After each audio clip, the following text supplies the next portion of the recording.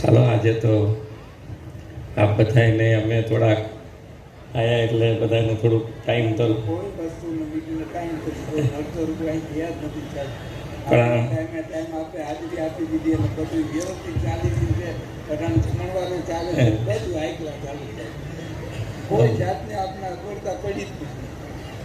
પણ અમારા બધા વડીલો અમારા બધા આમંત્રણ આપવા આવ્યા ત્યારે એમનો આગ્રહ હતો કે ના આવો જ આવો, એમનો પણ આગ્રહ હતો. એટલે અહીંયા આપ જે સેવા કરો છો એ ખૂબ લોકોના દિલમાં વસાયેલી છે કે અહીંયા તો એક વખત અચૂક કોઈ બધા અહીંયા આવી જ જવું જોઈએ એક વખત તો ઘણા દૂષણો તો એમને મટી જાય એમ છે.